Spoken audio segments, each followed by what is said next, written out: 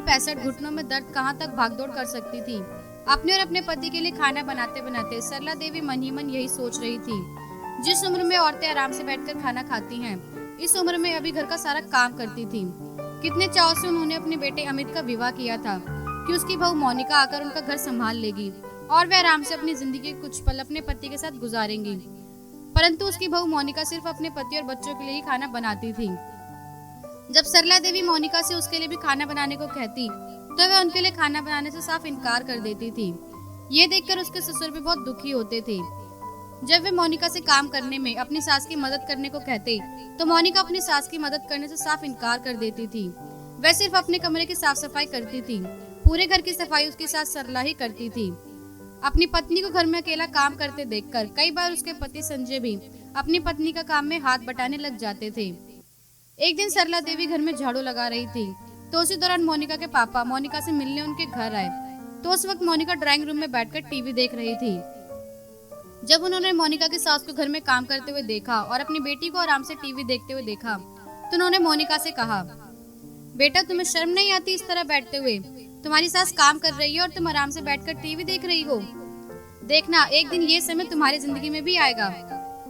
इनके घुटनों में इतना दर्द रहता है फिर भी तुम इनसे इतना काम करा रही हो। क्या मैंने यही संस्कार दिए हैं तुम्हें? मैंने तुम्हारी शादी के वक्त तुम्हें समझाया था ससुराल में जाकर अपने सास ससुर की सेवा करना, परंतु यहाँ तो तुम आराम से बैठकर अपनी सास से अपनी सेवा करवा रही हो। आज जो सलूक तुम अपनी सास के साथ कर रही हो, ये सब देखकर तुम्हारे बच्चे भी एक दिन तुम्हारे साथ भी यही सलूक करेंगे। अपने पापा की बात सुनकर मोनिका शर्म से पानी पानी हो गई थी। वह अपने पापा के सामने अपनी सास से हाथ जोड़कर बोली, मम्मी जी मुझे माफ कर दो, मैं आज के बाद आपसे कोई काम नहीं करवाऊंगी।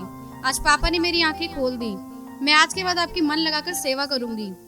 मोनिका की आंखों से पश्चाताप के भाव देखकर सरला देवी ने मोनिका को माफ करके अपने गले से लगा लिया था। ये देखकर मोनिका के पापा बोले, बेटी माता पिता भगवान का दूसरा रूप होते हैं।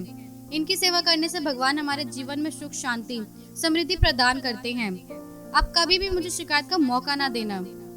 मोनिका के पापा को इस तरह मोनिका को समझाते देखकर सरला देवी की आंखें भर आई थी, क्योंकि मोनिका के पापा ने उनका दर्द समझा था। उन्हें मोनिका के पापा को आभार व्यक्त करते हुए कहा, समधी जी आपका बहुत बहुत शुक्रिया जो आपने मेरा दर्द समझा और मोनिका को इतनी अच्छी तरह से समझाया। तब मोनिका के पापा हंसते हुए बोले, समधन जी इस उम्र में मेरा और आपका दर्द एक जैसा है।